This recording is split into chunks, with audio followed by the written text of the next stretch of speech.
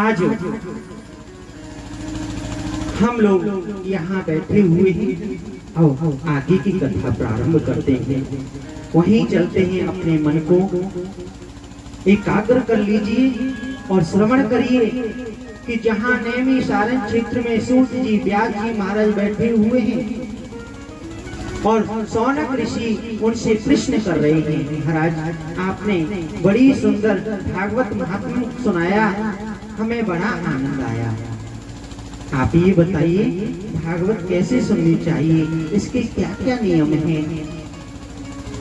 बोले भागवत के कराने से पूर्व हमें सुंदर स्थान देख लेना चाहिए। पहला नियम, हम भागवत कहाँ कराएं? ऐसा सुंदर स्थान हो जहाँ गाड़ियों के हॉर्न सुनाई नहीं दे भैया। एकांत वासा हो जहाँ हॉर्नों की आवाज भी सुनाई नहीं दे। वातावरण बिल्कुल शांत होना चाहिए, बड़ा स्थान होना चाहिए जिससे आने वाले श्रोताओं को बैठने की पर्याप्त जगह मिल सके। दूसरा,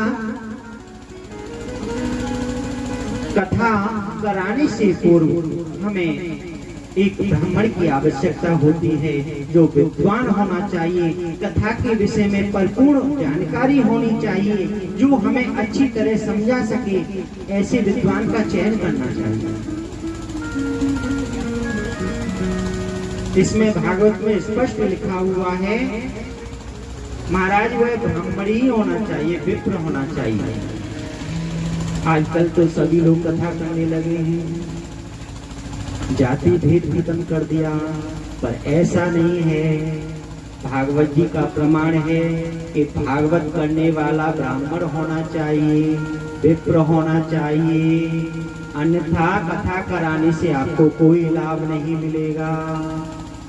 विप्र के साथ में विद्वान होना चाहिए। और तीसरी बात क्या है, कोई स्त्री कथावाचक नहीं हो, ये भी पाप बन जाएगा। स्त्री नहीं, वेद शास्त्र इस बात का निषेध करते हैं। अच्छा, ब्राह्मण को सुंदर निमंत्रण देना चाहिए, आइए महाराज हमारे यहाँ कथा करिए, आदर से बुलाना चाहिए। और चौथी बात है कि जब कथा कराएं तो इतना धन सामग्री इकट्ठी करनी चाहिए कथा कराने से पूर्व के इसमें माइक की व्यवस्था हो सके, टेंट की व्यवस्था हो सके, भोजन भंडारे की व्यवस्था हो सके, पंडितों की दक्षिणा की व्यवस्था हो सके, संगीत वालों की दक्षिणा की व्यवस्था हो सके। जब तक दक्षिणा नहीं दोगे तो कथा श्रवण करना व्यर्थ है। ये नियम है। जितने नियम हैं ये सब भागवत जी के द्वारा बताए हुए हैं। और सबसे अधिक बात ये है कि जो मुख्य यजमान हैं उनको भूमि पर शयन करना चाहिए, फलाहार करना चाहिए, व्रत रहकर कथा सुननी चाहिए। बोले अरे महाराज, एक दिन का व्रत तो हम पर सहन नहीं होता, 7 दिन तक व्रत कैसे करेंगे, हम तो भूखे मर जाएंगे। अरे भूख लगेगी तो क्या खाएंगे?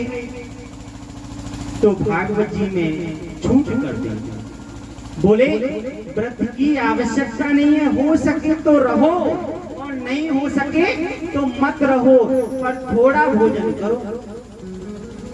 अरे महाराज, थोड़े से पेट नहीं भरेगा तो संतुष्टि कैसे होगी, हम कैसे कथा में बैठ पाएंगे? तो इतनी भी छूट कर दी, भैया पेट भर कर खाओ, खूब खाओ, कोई मना नहीं है, पर कथा सुनने के लिए अवश्य आओ। भोजन की मना इसलिए की है कि कथा श्रवण करने में कोई विघ्न ना पड़े। भाई कथा श्रवण कर रहे हैं और भोजन पर्याप्त कर लिया तो निद्रा देवी आ जाएंगी, नींद सताने लगेगी, और निद्रा देवी आ गई तो कथा छूट जाएगी। निद्रा देवी जो है ना, वह है कुंभकर्ण की पत्नी। हाँ, जहाँ भागवत कथा होती है, मां निद्रा देवी अवश्य आती है। हाँ, ये यथार्थ है।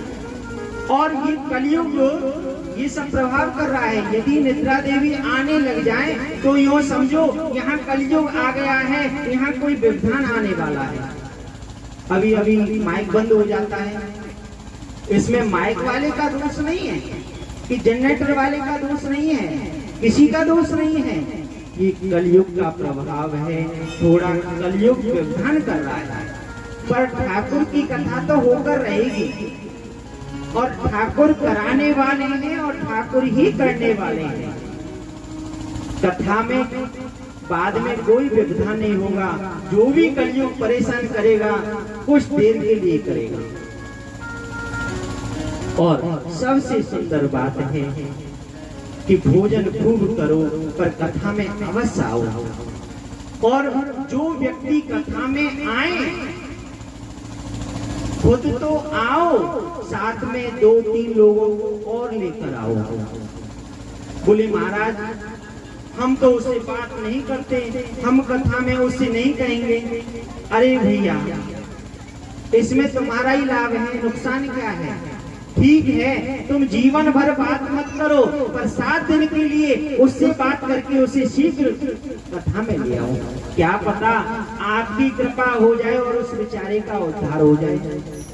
और एक लाभ आपका है कि कथा में आप आ रहे हो, आपको तो पुण्य मिल रहा है। यदि आपके द्वारा जो व्यक्ति आएगा और कथा सुनेगा उसका 10% पुण्य का भाग आपको सहज में ही प्राप्त हो जाएगा। और यदि आप 10 लोगों को ले आए तो महाराज कितना हो गया? 100%, 100 पूरा मिल जाएगा, है ना। 10%, 10 लोगों को लिया 100 हो गया, 100% पुण्य का भाग आपको मिल जाएगा। तो अधिक से अधिक लेकर आओ। ये पॉलिसी है, कथा नहीं, पॉलिसी, बीमा पॉलिसी।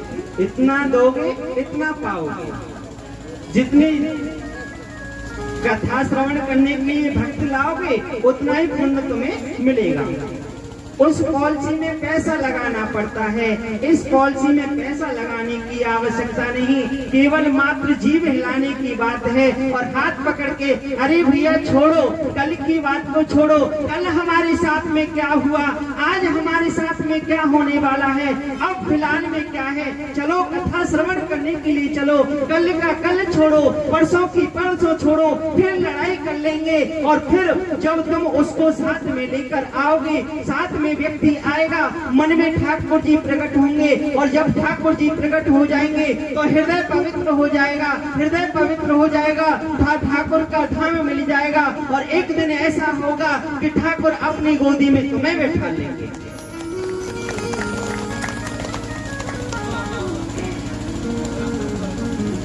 ठाकुर की कृपा सहज में ही आपको प्राप्त हो जाएगी। और सबसे सुंदर और बात है, हमारा सुंदर पंडाल बन गया, माइक सेट आ गया, ब्राह्मण आ गए, विद्वान ब्राह्मण हैं, श्रोता भी चले आए। अब श्रोता आकर कर क्या रहे हैं महाराज?